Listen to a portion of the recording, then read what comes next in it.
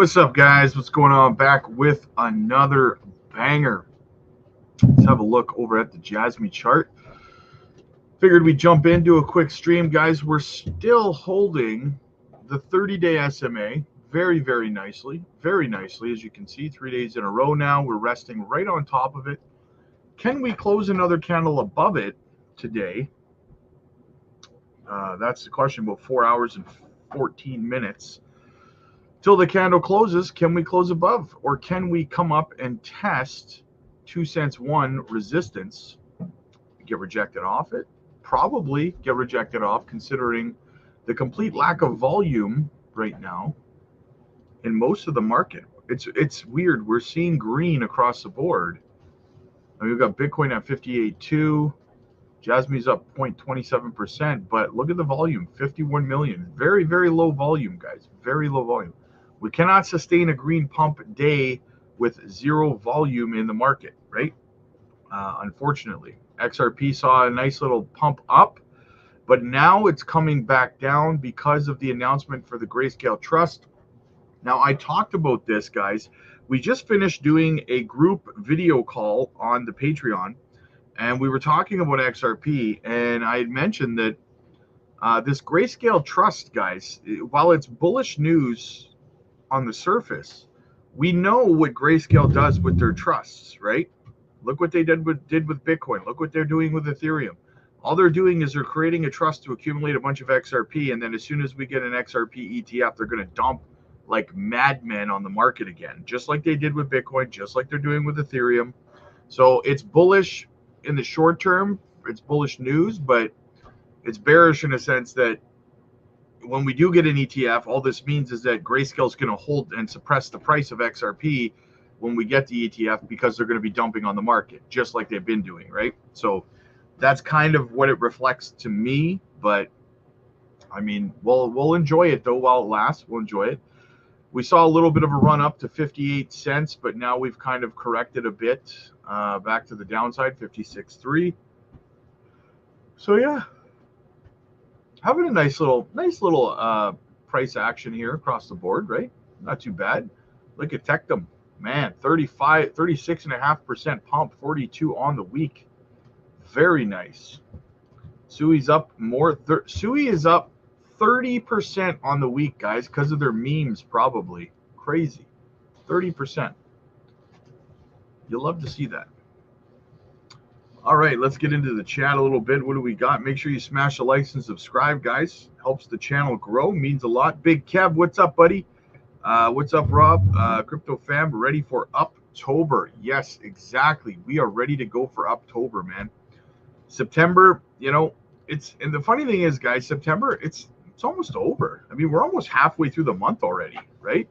So has it really seemed that bad, really? No, not really. And I'm going to show you why it hasn't seemed that bad. One moment here. Where is it? Here we go. It's not really that bad. Have a look at this. Look at, we're only down right now for September 1.59% on the month. It's not bad at all, guys. And like I said halfway through August, I said that September was going to be red, but probably in a sense that like -3, -4% when it's all said and done is probably where September's going to finish off. So it's not that bad, right? It's not blood in the streets horribleness, right? It's just boring, sideways, choppy, let's get through the month action before we start to see things turn around near the end of the month, right? Now, we'll probably see a bit more of a dip when we see the rate cut happen. I've talked about that 100 times. A self-fulfilling prophecy, right? People are scared that the market's going to dump when they cut rates, so they're going to sell, which is going to cause the market to dump, right? It's a self-fulfilling prophecy. So, yeah. All right, what else do we got? We got good news, we got bad news, we got all kinds of news. We got the fries that'll cross your eyes. All right, so what's first here? Let's start with some good news, guys. From Eleanor Tourette, SEC Chairman Gary Gensler is now under investigation by the Republican lawmakers, Jim Jordan, Patrick McHenry, and James Comer, for engaging in suspected political favoritism in his hiring practices.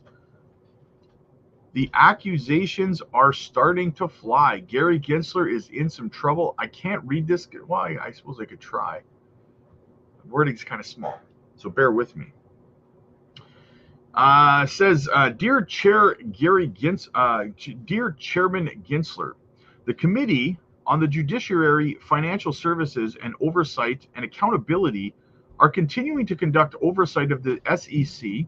Recently, the committees learned that the SEC has been hiring civil service employees based on their political affiliations, which is a violation of the Civil Service Reform Act of 1978.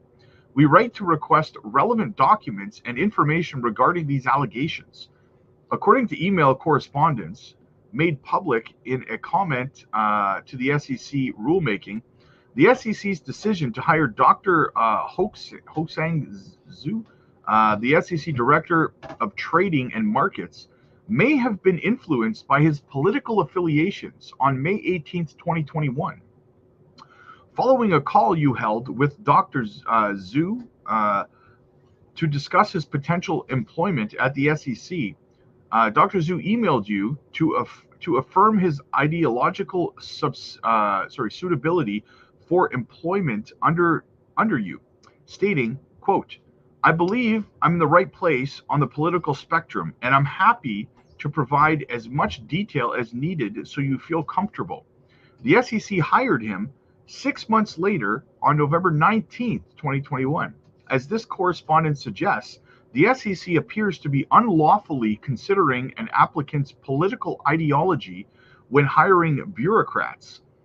A conclusion only reinforced by the SEC's hiring of, and it goes into all these names,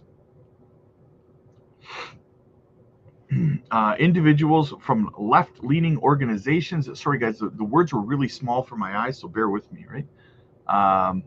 Organizations to fill senior roles at the SEC. If these allegations are true, the SEC is violating the Civil Service Reform Act to fill the agency with employees who possess a particular ideology, which undermines the SEC's it's so small, purported impartiality. The committee oversight is essential to assess whether the SEC is appropriately complying with the federal law in the hiring of civil servants and determine the extent of which individual political affiliations have affected the SEC's personal decisions.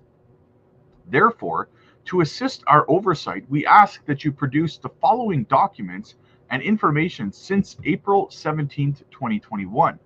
So they've requested a bunch of these documents. Now, how much do you guys want to bet that Gary Gensler is going to start stonewalling them once again on providing the relevant documentation? He will be hauled in. Just so you guys know, Gary Gensler is actually testifying in front of Congress, or in front of them, this month, near the end of this month, and I will be live streaming it. And you know that they're going to have to subpoena this documents because Gary Gensler is simply not going to provide evidence against himself for him breaking the law, obviously, right? They're still waiting for him to provide documentation. They requested documents, all relevant documents pertaining to his relationship and meetings with Sam Bankman-Fried and FTX. And Gary Gensler, 2 years later, still has not provided a single document. Why do you think that is? Why do you think a man who has nothing to hide, right, and was not doing anything shady or illegal, meeting with Sam Bankman-Fried and FTX, why would that man refuse for 2 years to provide documentation, all relevant documents, to his oversight committee at his job if he wasn't doing anything wrong? Right? He's cold busted, straight up. And he's going to do the same thing here. They're requesting these documents. To get these documents from him, they're going to have to subpoena him. Bottom line, Gary Gensler is not going to turn over documents that are going to incriminate him to his oversight committee. That's just common sense, right? So this is going to be an ongoing battle, probably for a year or two, for them to get these documents. Gary Gensler will be won't even be at the SEC anymore by the time they finally get this documentation. You watch. You watch. Strange Sky, what's up, man? Simon says hi from the Netherlands. Nice. Nacho, what's up, man? Good to see you, buddy. Buying while you can, everyone. Absolutely. Nicholas, what's up, big dog? Missed the Zoom today. Glad I made this. Nice. Yeah, it was a good one, man. It was a gooder. Ty, what's up, man? Happy Thursday to you and the family. Hopefully October is the beginning. Yes, exactly. I agree, man. I agree. Lily's in the house. She made it. You'll love to see it. Speaking of Gary Gensler, do you think the SEC appeals the Ripple case? I mean, honestly, I wouldn't be shocked if he did, because this is all, listen, this Ripple case, if the goal for Gensler and the SEC here in this Ripple case is not to win. Everyone has that misunderstanding. They don't care. The SEC doesn't care about winning this case. Their goal is to delay the case as long as humanly possible. So Ripple and X, if they can delay this case, the end of this case, until the bull run is over, they will be happy, right? They have literally, the representatives from the SEC openly, other people who have met with them that have faced lawsuits against them have come out and said, when we met with the SEC, they flat out told us that they would drag us through court and try to bankrupt us if we didn't settle. That's what the SEC is doing. They're just trying to cost Ripple money, right? They're going to delay it. So I would not be shocked in the least if they waited until the 11th hour, the last day before their ability to appeal expires, and then they'll announce that they're appealing. That's their game plan. That's been their game plan through the whole lawsuit, right? Yeah, exactly, right? So it's just more games. It's just more gamemanship. That's all it is. Spiteful little people. Got a little bit more bullishness here. Check this out. From Brian, friend of the channel, JASMY ambassador. This is another question and answer from Hara's last AMA. Question number 6 was, will crypto projects that become part of the token economy be required to hold JASMY? Answer from Hara is, in the consortium update that we're currently preparing, we envision that the amount equivalent to the membership fee to be paid by fiat will be converted to JASMY and used as collateral for the chain as a deposit. So the answer is yes, they will have to convert their fiat to JASMY and then stake said JASMY for collateral. So yes, stake more JASMY to be taken out of circulation. And here is the bearish news that I was referring to, guys, when in the thumbnail.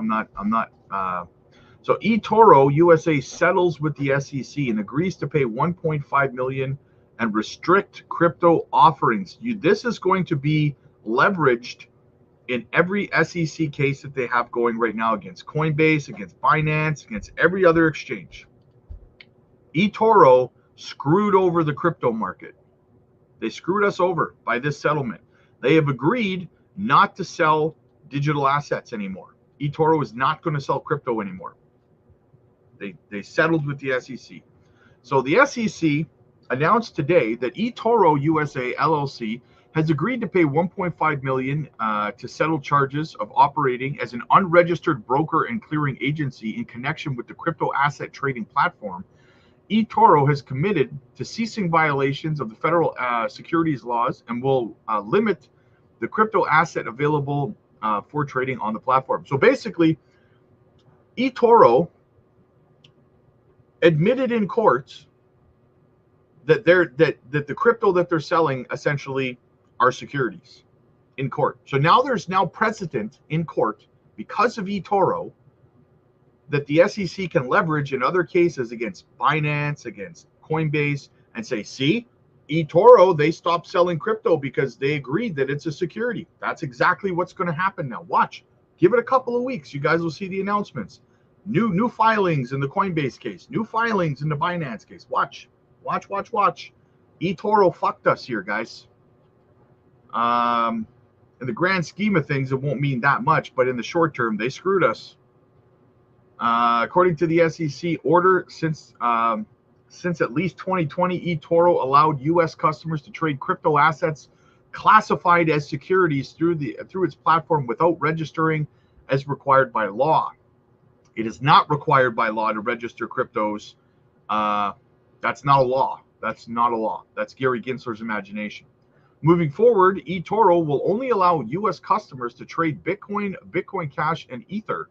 So, guys, if you are outside of the United States and you use eToro, I would immediately boycott the exchange. We need to drive them out of business. They harmed the digital asset space.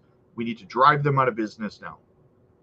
This is absurd. They admitted in court, they agreed with the SEC that crypto that they're trading on their platform are securities.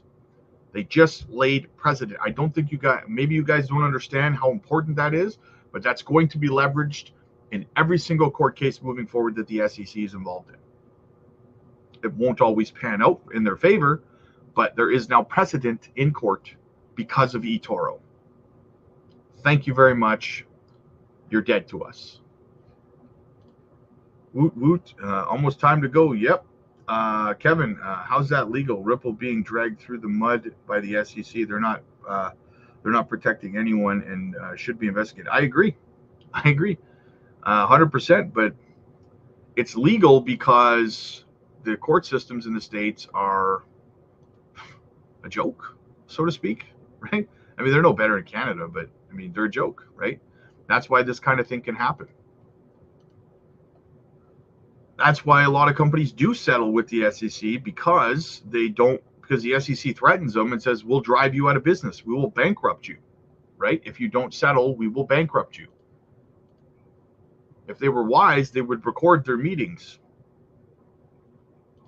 Hey, bro, almost missed you. Nice. I'm glad you made it, my friend. I am glad you made it. So what else do we got? So that's the bad news, guys, right? And we're going to see that play out as we move forward. Lark says CPI dropped 2.5%. PPI dropped 1.7%. The FOMC meeting just 6 days away. What are the chances we don't get a rate cut next? I agree, guys. Rate cuts are coming. Very bullish. Very, very bullish. What else do we got?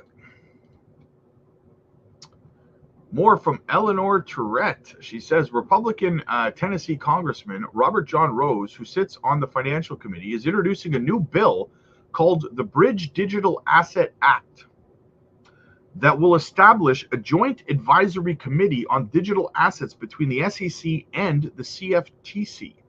The purpose of the committee, I'm told, would be for industry to provide both agencies with advice on their respective rules, regulations, and policies related to digital assets. The committee would be made up of 20 private sector participants who represent different interests in the crypto space.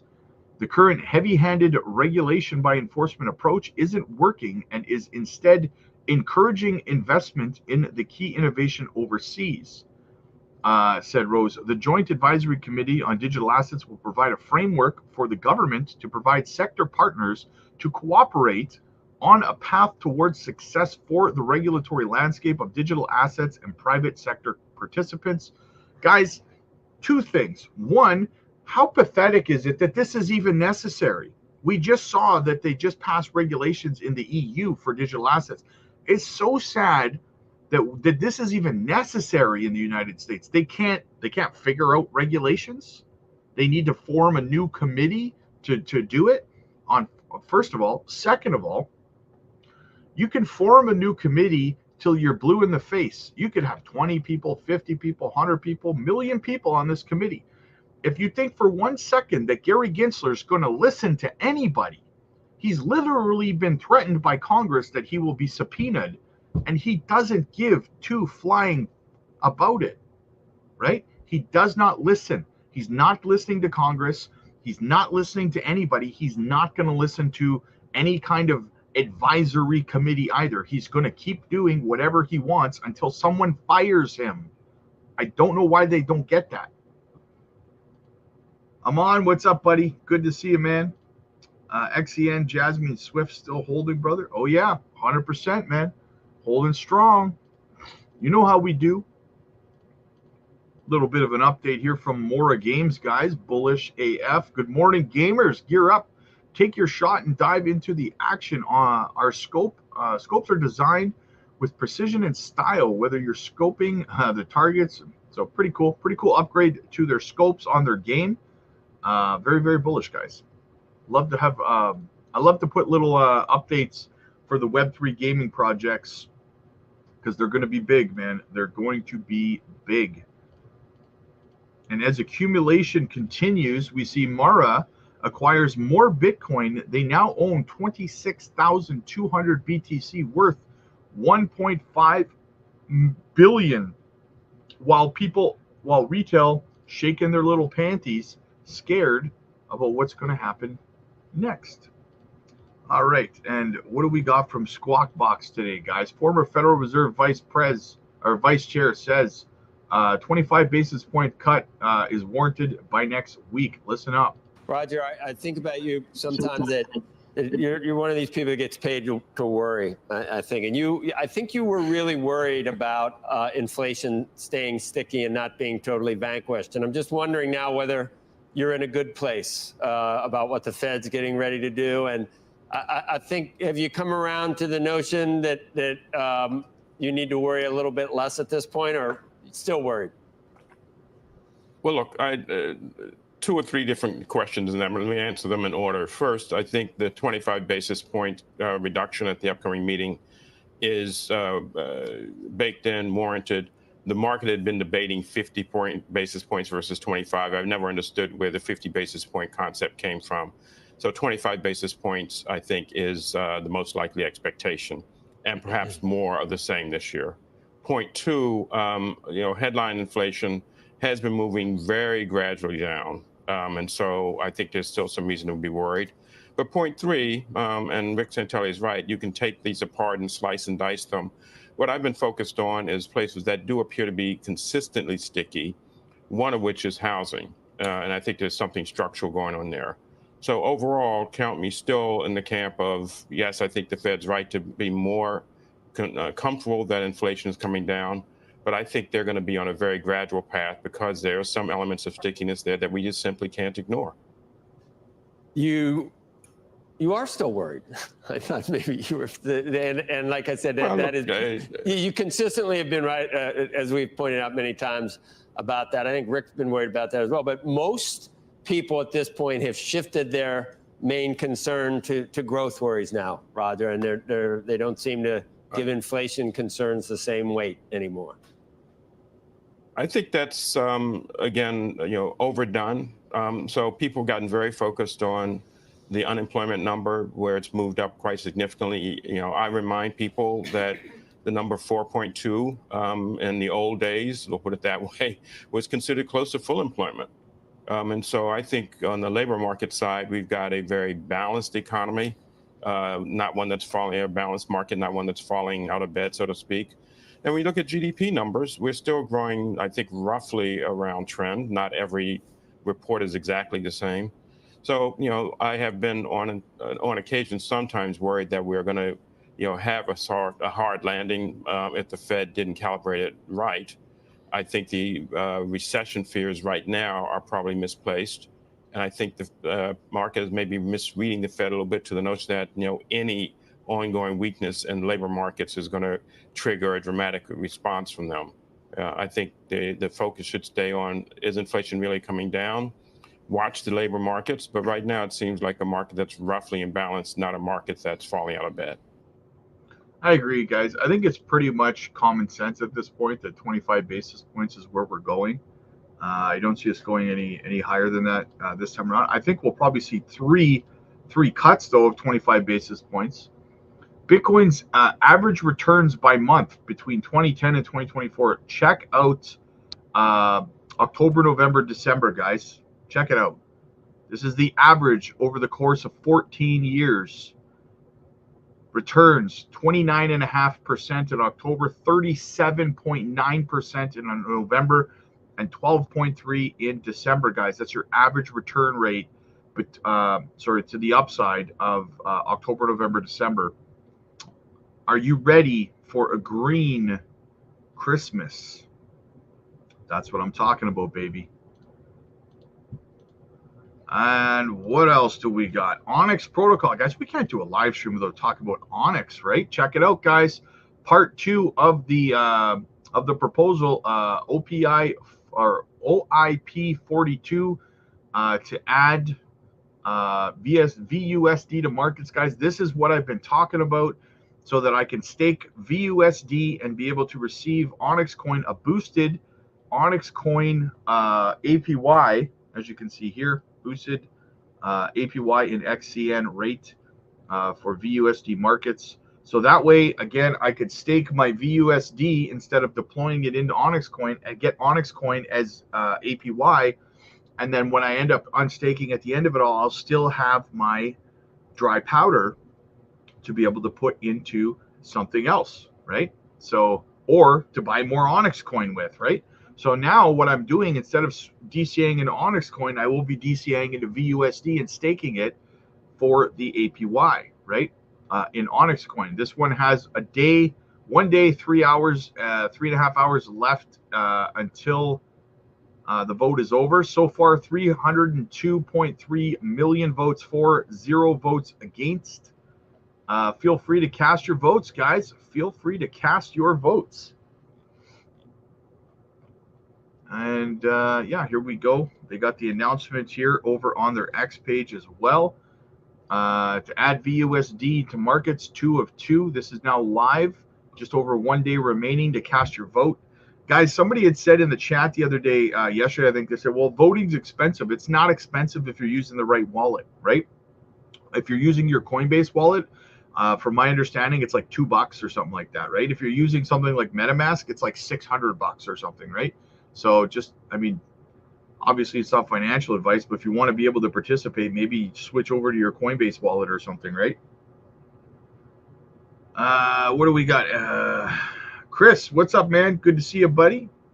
Will eToro news shake or scare more people out of the market? I don't think so. It's not going to scare people out of the market, but it is going to affect, probably, it is going to impact the market in a sense that it's going to be leveraged in every lawsuit that the SEC is involved in from this point on, right?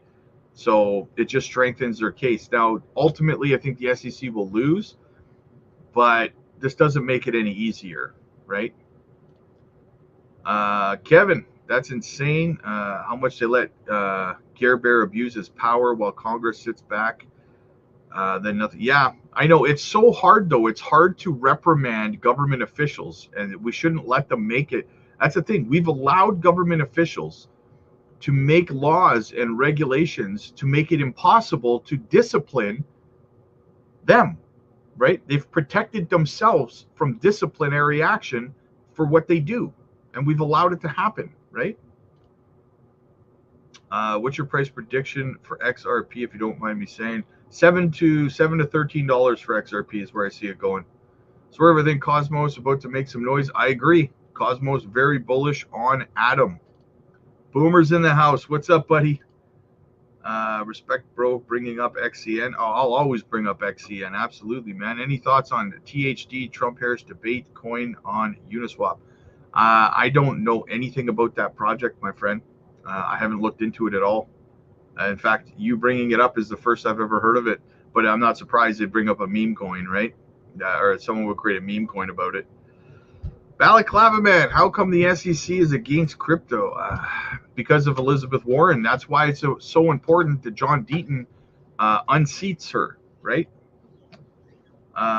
We need Trump in office. I agree. DCA and get ready. 100%, man. 100%, guys. So that's the news, guys, as it is so far. I mean, some good, some bad, some ugly. We'll see what happens. JASMY's still sitting on the 30-day SMA very nicely. We'll see where this candle closes today.